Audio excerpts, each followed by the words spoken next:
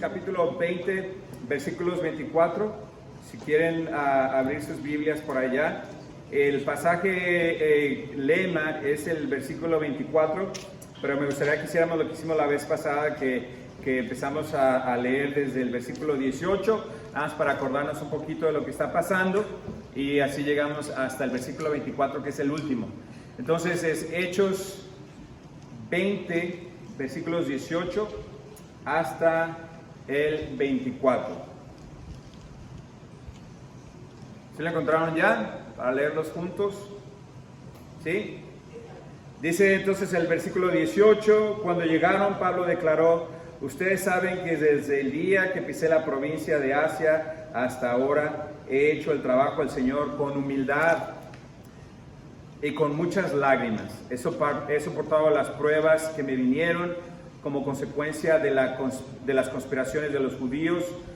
Nunca me eché para atrás a la hora de decirles lo que necesitaban oír, ya fuera en público o en sus casas. He tenido un solo mensaje para los judíos y los griegos por igual: la necesidad de arrepentirse del pecado, de volver a Dios y de tener fe en nuestro Señor Jesucristo. Ahora estoy obligado por el Espíritu a ir a Jerusalén. La semana pasada hablábamos que esa palabra obligado en el original griego es una palabra que da la idea de atado. Lo que estaba diciendo Pablo es que ahora estaba él atado, y es una palabra que da la idea de atado por cadenas pesadas o bien por cuerdas bastante gruesas, esas que no se pueden romper. Esa es la palabra ahí, obligado, en el versículo 22. Dice: ahora estoy obligado por el Espíritu a ir a Jerusalén. No sé lo que me espera ahí, solo que el Espíritu Santo me dice en ciudad tras ciudad que me esperan cárcel y sufrimiento. O sea, Pablo no sabía de sí mismo lo que le iba a acontecer o cómo iba a acontecer, pero lo que sí sabía es lo que el Espíritu Santo le estaba declarando, y lo que le estaba declarando es que si seguía siendo obediente a la causa de Cristo, lo que le iba a esperar en Jerusalén eran cárceles y sufrimiento. Y luego el pasaje clave, que es el versículo 24. Pero mi vida no vale para mí a menos que la use para terminar la tarea que me asignó el Señor Jesús, la tarea de contarles a otros la buena noticia acerca de la maravillosa gracia de Dios. Lo leemos una vez más juntos.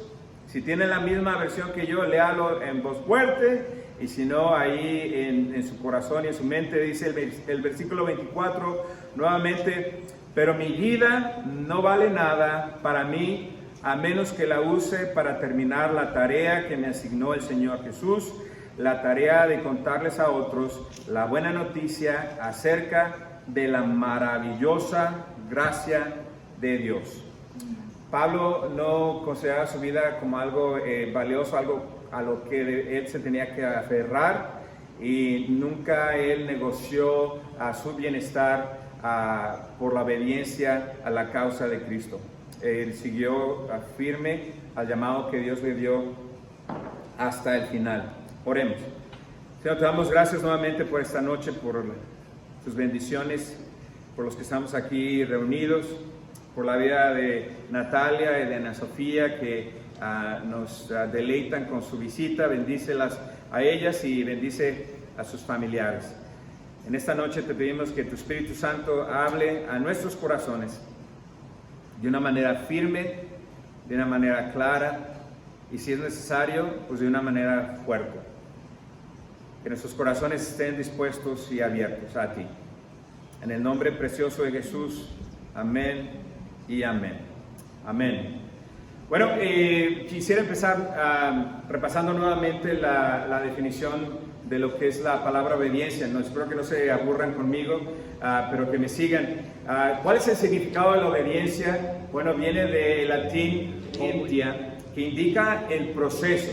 Esto es una palabra importantísima, es el proceso. La obediencia es un proceso que podemos decir se divide en dos. La primera parte del proceso es escuchar atentamente.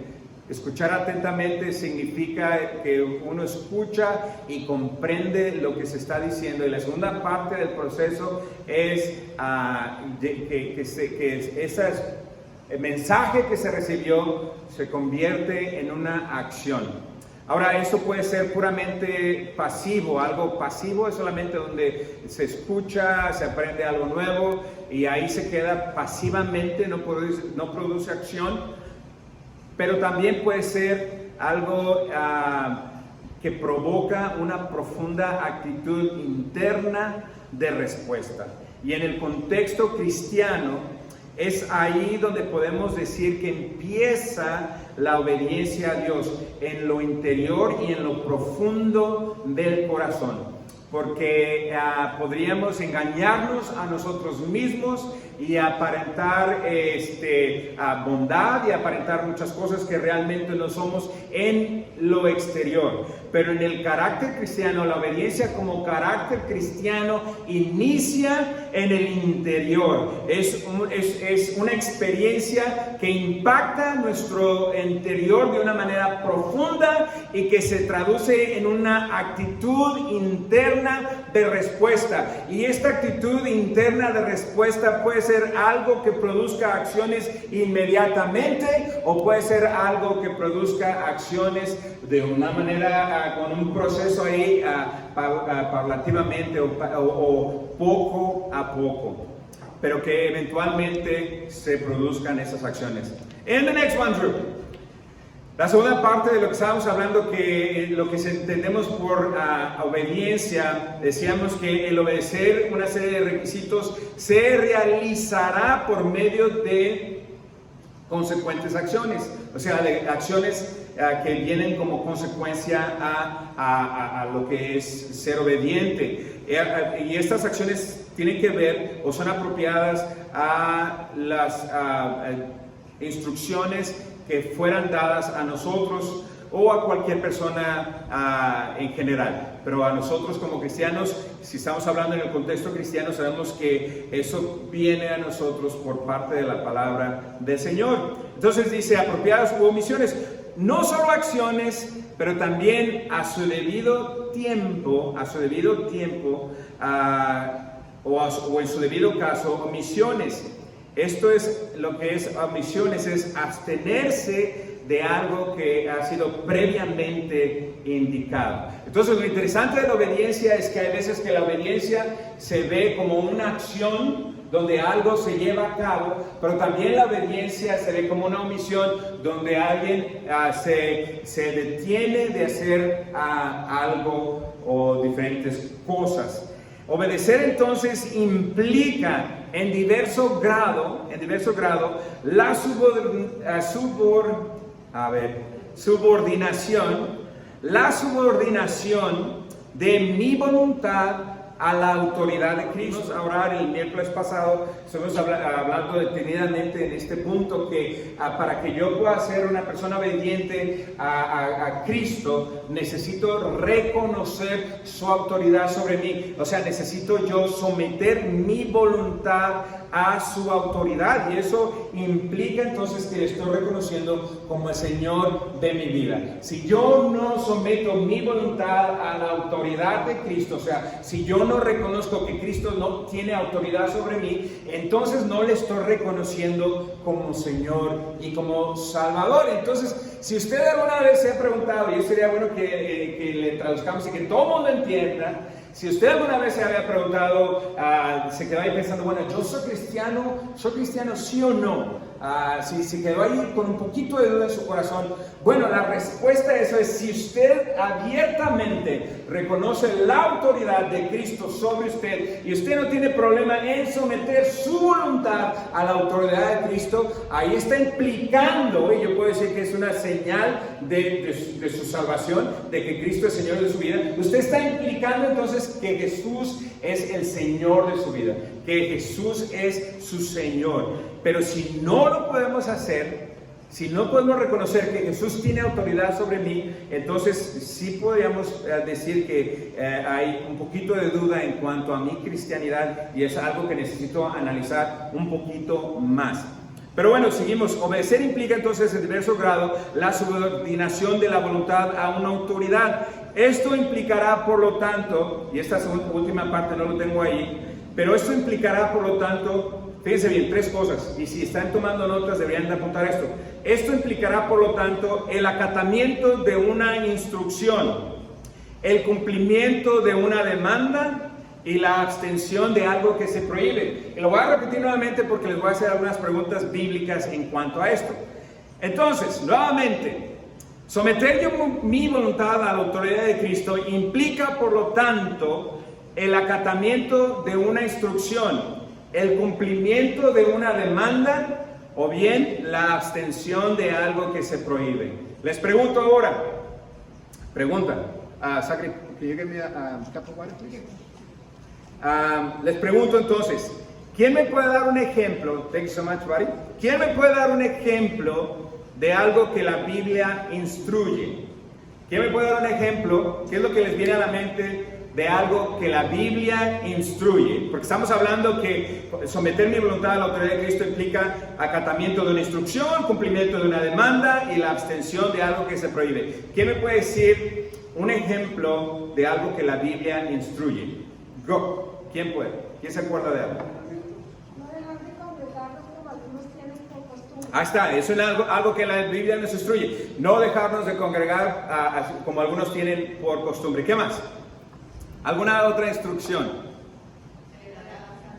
Celebrar la Santa Cena. Eso es algo que el Señor Jesús instituyó y eso es algo que la Biblia nos instruye, nos guía.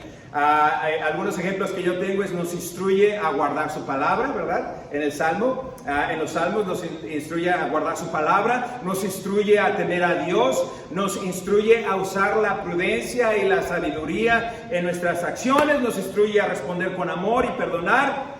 Y ahora, ¿quién me puede dar algún ejemplo de algo que la Biblia demanda? Hay una palabra un poco más fuerte. ¿Quién se acuerda de un ejemplo de algo que la Biblia demanda? Y amarás al Señor tu Dios con todo tu corazón, con toda tu mente, con toda tu alma. Ok, amar a Dios con todo tu corazón y con toda tu mente y con toda tu alma. ¿Qué más?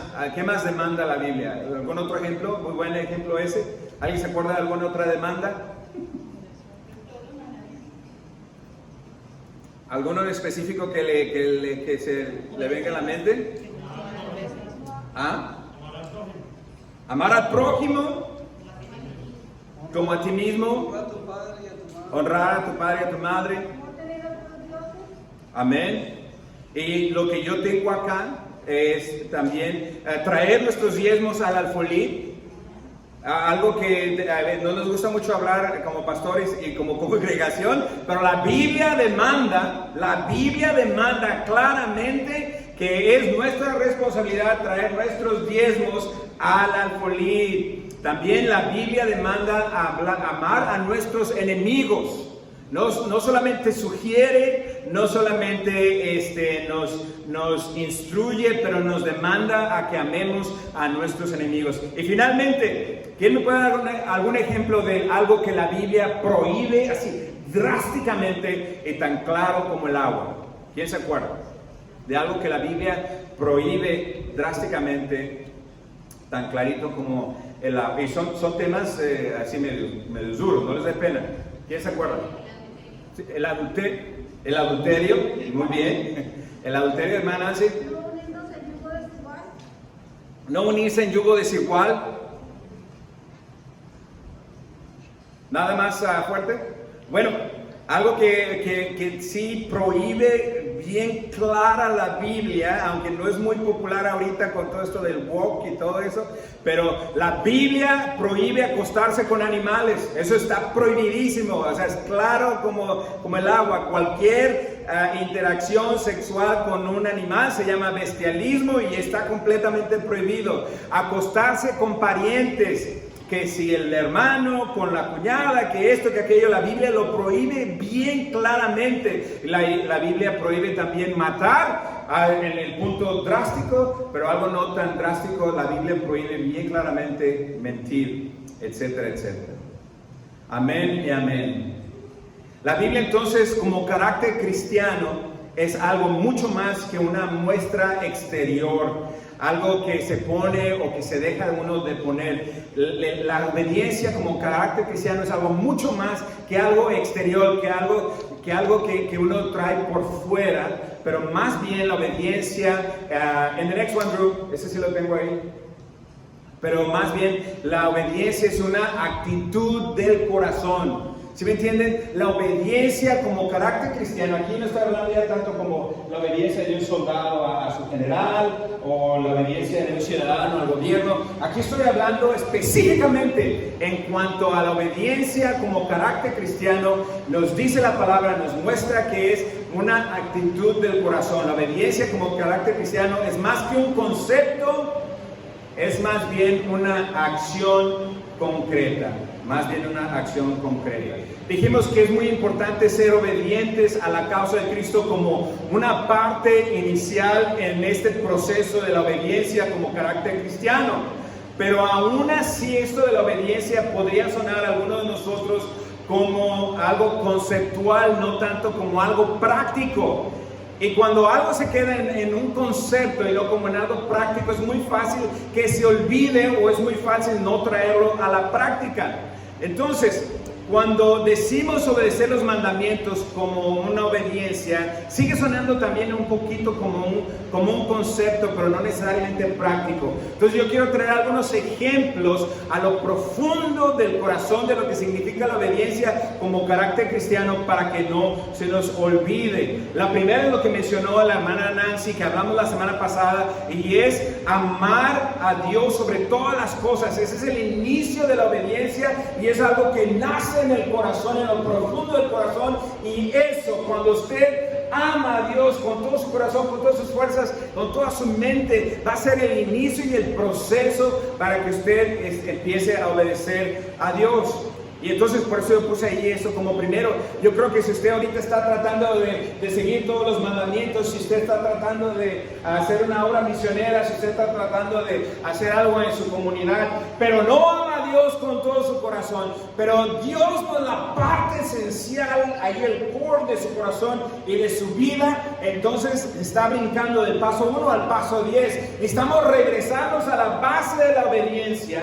A la base de la obediencia es una acción del corazón. Ahí en su corazón necesita usted empezar a amar y estar convencido de su amor por Dios sobre todas las cosas, como dice la palabra, con toda su mente, con todo su corazón. Y el segundo está relacionado con el amor por el prójimo. Y como lo hemos dicho en muchas ocasiones, ¿qué es el amor al prójimo sino la relación familiar? Si no empezamos con la relación familiar, no podemos amar al resto del mundo si no nos estamos amando en el núcleo familiar. Por eso que quiero compartir a ustedes 3 versículos bíblicos que nos hablan de la importancia de obedecer a Dios en cuanto al trato dentro de la familia. El primero, entonces este segundo punto lo he titulado: obedezcamos a Dios protegiendo a mi familia. Obedezcamos a Dios protegiendo a mi familia. En Efesios capítulo, entonces vamos a empezar, si se dan cuenta, vamos a empezar con el marido, y luego vamos a seguir con los hijos y vamos a terminar con la madre. El primer versículo es Efesios 5:25. Efesios 5:25, y me voy a esperar para aquellos que están tomando notas. Y ahí en Efesios 5:25 nos habla la palabra a los varones de la importancia, y no solamente en el verso 25, pero sigue hablando en los siguientes 2 textos, la importancia de que el varón ame a sus esposas, así como Cristo amó a la iglesia y se entregó por ella para hacerla santa. Y quiero regresar un poquito al inicio del texto, porque no habla como una sugerencia, no habla como dirigiendo a los maridos, pero habla como una demanda. Interesante que nadie se acordó de esta demanda. Y la demanda para nosotros los maridos es: esposos, amen a sus esposas, así como Cristo amó a la iglesia, que se entregó a sí mismo por ella para hacerla santa. Él la purificó lavándola con agua mediante la palabra, para presentársela a sí mismo como una iglesia radiante, sin mancha, sin arruga, ni ninguna otra imperfección, sino santa, intachable, así como el esposo debe amar a su esposa como a su propio cuerpo. El que ama a su esposa se ama a sí mismo. Lo primero que, después de que aprendemos a amar a Dios con todo nuestro corazón, debemos de aprender a proteger, a defender mi familia. Y lo primero, como varones, estamos mandados a amar a nuestra esposa, a proteger a nuestra esposa, a defender a nuestra esposa de mentiras, de chismes, de agresiones, etcétera, etcétera. Que nadie se atreva a meterse con mi esposa, porque yo la guardo, porque yo la cuido, porque es lo más valioso en este mundo que Dios me ha dado a mí como varón. Éxodos 20:12. Ahora, esto va para los niños, para los jóvenes, para aquellos que todavía viven con su mamá y con su papá, pero también para todos nosotros que no vivimos ya con nuestros padres. Y es Éxodos 20:12, hablando de los 10 mandamientos. Alguien mencionó este pasaje y dice la palabra: honra a tu padre y a tu madre. ¿Para qué? Para que disfrutes de una larga vida en la tierra que te da el Señor tu Dios. Que como tú como muchacho, que tú como joven, seas una persona, que tú como niña, como teenager, seas una persona que se reconozca porque proteges, porque defiendes, porque honras a tu papá y a tu mamá. No hay cosa más vergonzosa, no hay cosa más triste que ver a un escuincle, como decimos en México, que ver a un muchacho joven, que ver a una muchacha joven que hace burla, que se ríe en frente de su mamá, en frente de su papá, o a espaldas de su mamá y a espaldas de su mamá. Qué terrible sería que cualquiera de nuestros jóvenes en la escuela, con sus amigos, en Facebook, en Instagram, hagan burla de sus padres, porque al hacerlo así, tú no estás honrando a tu padre ni a tu madre. Para que tú honres a tu mamá y a tu papá, la tienes que proteger, la tienes que guardar, la tienes que defender de cualquier chisme. Si hay algún niño que viene y se burla de tu mami, hay un niño que viene y se burla de tu papi, tú no te ríes con esa persona, tú no te burlas de tu mami mami y de tu papi con esa persona, pero tú lo paras y defiendes a tu papá y a tu mamá, porque no hay cosa más importante que tú como niño, niña, joven y aún adulto puedas hacer que defender, que proteger, que honrar a tu mamá y a tu papá. Y dice la palabra, para que disfrutes una larga vida en la tierra que te da el Señor tu Dios. Y ahora las madres, en Isaías 63:13, obedezcan. Este es el punto principal, es obedezcamos a Dios. Y el primer punto que dijimos es amando a Dios sobre todas las cosas, pero después protegiendo a nuestra familia. Y lo primero que vimos es que los esposos necesitamos proteger a nuestras esposas.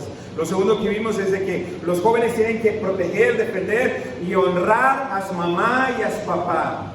Y ahora dice la palabra en Isaías 63:13.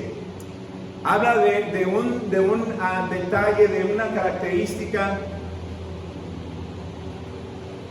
que toda madre debería de tener, porque Dios mismo lo utiliza como un ejemplo de cómo Él, como una madre que consuela a sus hijos, así yo los consolaré a ustedes en Jerusalén, serán consolados.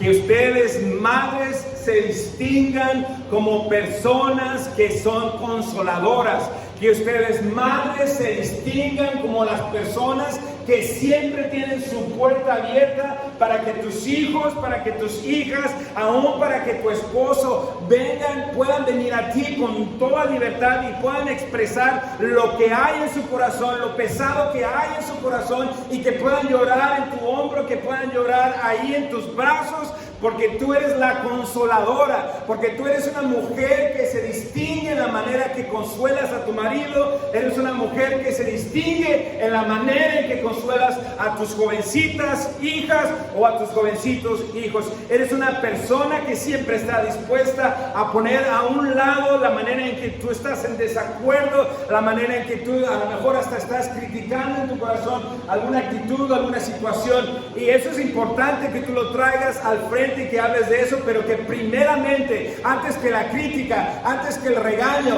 antes que el reprocho, que tú seas una mujer que es reconocida como una que es consoladora para con sus hijos, que es una consoladora para con su esposo, que es una consoladora aún para sus amigos. Entonces, si no les ha quedado todavía claro en qué puntos esenciales Dios está buscando nuestra obediencia, decíamos, lo primero es amándole a Él sobre todas las cosas, y en segundo lugar, protegiendo, defendiendo a tu familia. Amén y amén. Y bueno, la semana pasada, next one, Drew. La semana pasada hablamos de que la obediencia te ayuda a vivir al borde de lo que pasa. Y no vamos a hablar más de esto porque eso ya quedó ahí constatado. Sigamos en el segundo punto, que esta ya es la segunda parte y ya casi terminamos. La obediencia te ayuda a vivir al borde. En the next one, Drew. La obediencia te enseña a tener una perspectiva eterna del futuro. La obediencia a Dios, específicamente a Dios, te enseña a tener una perspectiva eterna del futuro. El apóstol Pablo no midió su vida en base a la fama temporal o la adoración de la gente. Años de servir a Cristo le enseñaron que la adulación, la seducción de este mundo nos lleva a ningún lado bueno o efectivo. La seducción de la carne y del maligno son cosas que destruyen nuestros principios, que nos destruyen por dentro. Él aprendió entonces a ver por los lentes de la eternidad, para que de esta manera las tribulaciones presentes que él sabía que iba a experimentar o que ya estaba experimentando, para que estas tribulaciones pudieran ser vistas desde una perspectiva eterna. Saber que lo más importante para el apóstol Pablo no era lo que estaba viviendo aquí en este mundo, aquí en esta realidad de la tierra, pero que lo más importante para el apóstol Pablo era el contexto eterno de que un día le iba a rendir a cuentas a Dios de su vida, de su propósito y de todo lo que logró para el reino, y de que él iba a pasar la eternidad a un lado de su Salvador. Entonces, cuando el apóstol Pablo dijo, no estimo preciosa mi vida, en el versículo 24, él estaba estableciendo que su vida no le pertenecía a él, pero que su vida le pertenecía a Dios. Y yo creo que eso debe ser una oración constante de nosotros para con Dios. Señor, reconozco que mi vida no me pertenece a mí, pero te pertenece a ti. Y cuando nosotros oramos así constantemente, esto empezará a cambiar nuestra perspectiva y nos ayudará a ser obedientes. Entonces, imaginémonos a Pablo, el veterano de la fe. Sintamos la pasión de sus palabras, escuchamos la perspectiva de sus ideas. Se ha dicho, de hecho, que dos de los más grandes momentos en todos los seres humanos son, ¿quién sabe? Dos de los más grandes momentos en todos los seres humanos son, ¿qué se imaginan? ¿Yes? Sí, el primero es cuando nacemos. No hay nada que le gane a ese. Por eso celebramos nuestros cumpleaños cada cuándo. Pues cada vez que sucede y que nos acordamos o queremos celebrarlo. Pero, ¿cuál será el segundo? No. ¿Quién dijo morir? ¿Tú dijiste morir, chiquita? Es un gran evento, sí, pero no es un gran evento por decir.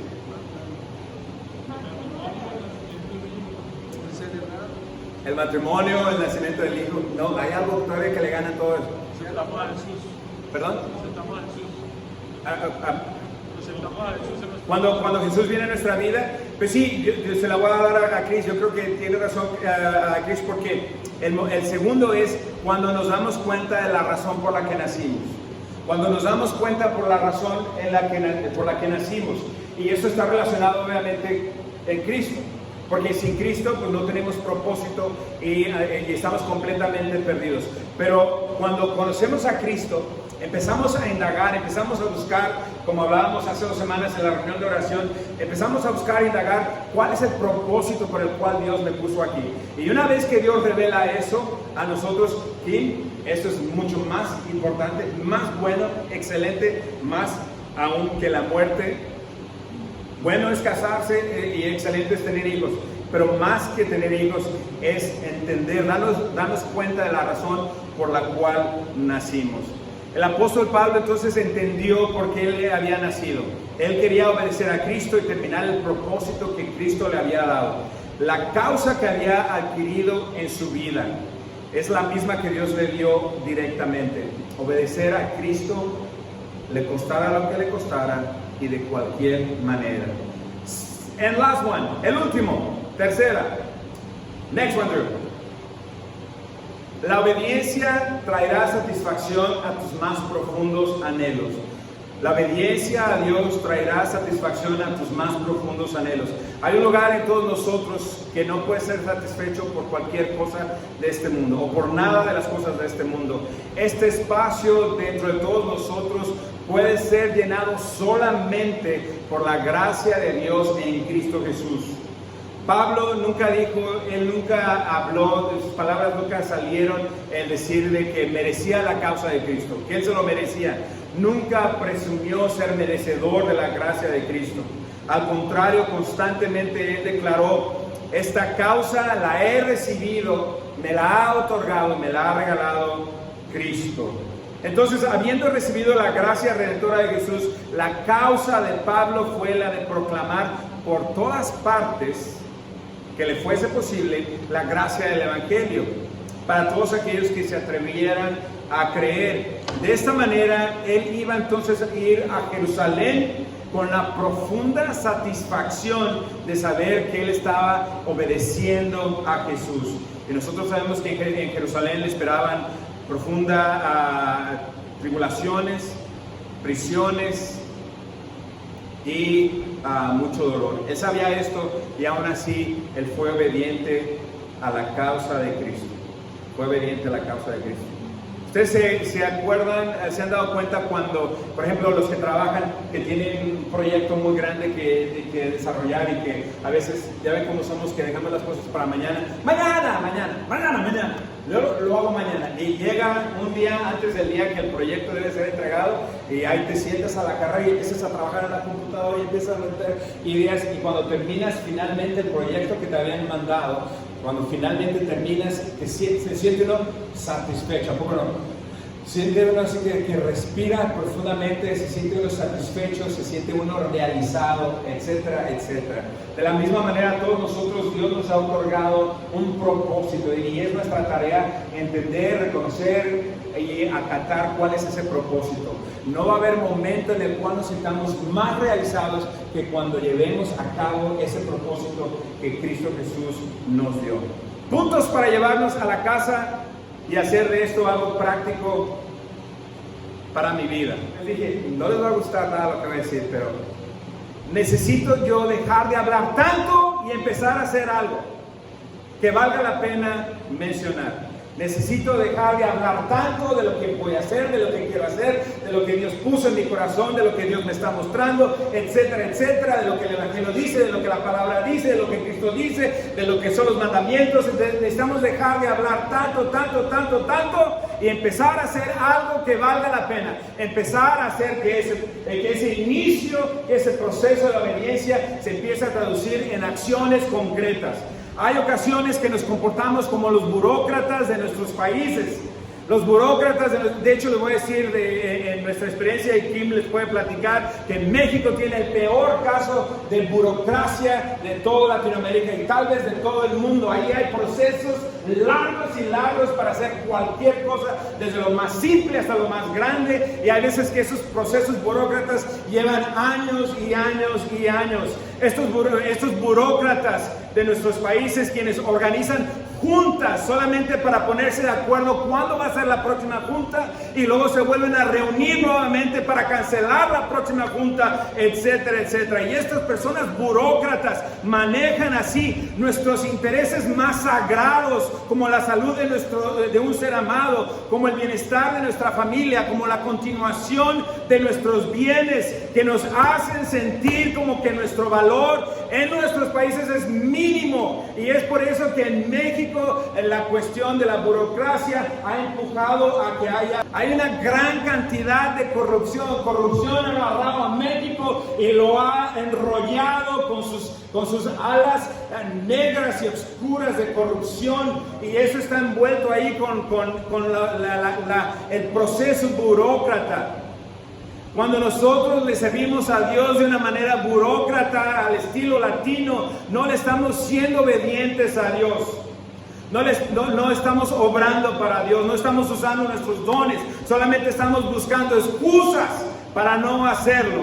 Y entonces recordamos lo que nos dice la sabiduría de la calle: no dejes para mañana lo que puedas hacer hoy mismo. Ejemplos: si le dices a alguien que vas a orar por él, no le digas a la persona que necesita oración: voy a orar por ti esta noche, porque a lo mejor se nos va a olvidar orar por él en esa noche. Mejor es dejar todo lo que estamos haciendo y ponernos a orar ahí en ese momento por la persona que necesita una oración. No dejes para mañana lo que puedas hacer hoy. Si le dices a alguien: sí, yo voy y te voy a ayudar en cuanto me sea posible, lo mejor sería parar lo que estoy haciendo e irme de inmediato y ayudar a la persona que me comprometí a ayudar.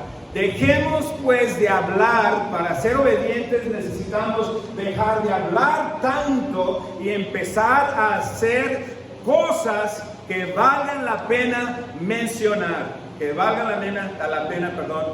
Mencionar. Y algo que me llamó mucho la atención cuando les hablaba de cosas que nos pide la palabra de Dios que dejemos de hacer, o que hagamos, o que establezcamos, nadie mencionó la palabra hipócrita, porque no nos gusta. ¿A quién le gusta la palabra hipócrita? A mí no me gusta. Si algunos de ustedes me dicen hipócrita, lo voy a considerar como la ofensa más grande del mundo. Pero bueno, en esta noche es parte de esto, de llevarnos a la casa. Necesito yo dejar de ser hipócrita, demostrando mucha devoción en las cosas que son fáciles de fingir. Fíjese bien, de eso hablábamos también en la reunión de este miércoles pasado. Preguntábamos: ¿por qué nos es tan fácil obedecer algunas cosas que se pueden fingir muy bien, y no somos tan obedientes en cosas que no se pueden fingir tanto, ¿no? Entonces necesitamos dejar de ser hipócritas. Yo necesito dejar de ser hipócrita. Necesito dejar de demostrar mucha devoción a Dios en cosas que me son fácil fingir, pero en las que realmente estoy fallando y que yo sé bien que estoy fallando. Eso soy muy bueno yo para disfrazarlo y para esconderlo. Sin embargo, y tristemente soy yo muy rápido en emitir juicios a personas que pudieran estar sufriendo de la misma debilidad de la que yo estoy sufriendo y que no he logrado todavía vencer, pero soy muy rápido yo para emitir juicios. Entonces, necesito dejar de ser eso, dejar de tener esta actitud, ser obediente, amando a mi prójimo y nunca declarando juicio sobre aquella persona que Dios me llama a amar. Los invito a que nos pongamos de pie y oremos. El equipo de alabanza puede pasar adelante. Señor, te damos tantas gracias por tu palabra. Padre Santo, gracias por la actitud de Pablo. Gracias, Señor, porque aprendemos de la obediencia hoy, que no caiga, Señor, en el olvido. Pero yo, Señor, soy el primero en reconocer que soy desobediente. Soy el primero en reconocer que soy desobediente. Soy el primero en reconocer que soy rebelde, que te he fallado. Suplico en esta noche que tú perdones mi desobediencia. Que tú me enseñes, Señor, me ayudes y me lleves, Señor, a amarte a ti sobre todas las cosas, a tenerte aquí en el centro de mi vida, a amarte con todo mi corazón, con toda mi mente, con todo mi ser, y amar a mi prójimo como a mí mismo. Y qué mejor, cómo mejor puedo yo amar a mi prójimo que empezando con mi familia, que como varones, Señor, defendamos a nuestras esposas, que como hijos defendamos, protejamos y honremos a nuestros padres, a nuestras madres, y que como madres sean ellas, las madres, reconocidas como mujeres consoladoras, como mujeres que siempre están dispuestas a abrir los brazos, a abrazar y a consolar. Permitir que su marido, que sus hijos, que sus amigos lloren en su hombro. Porque, Señor, tú diste ese ejemplo tan grande para demostrar cómo tú vas a consolar a tus hijos conmigo. Gracias por tu palabra. En el nombre de Jesús. Amén.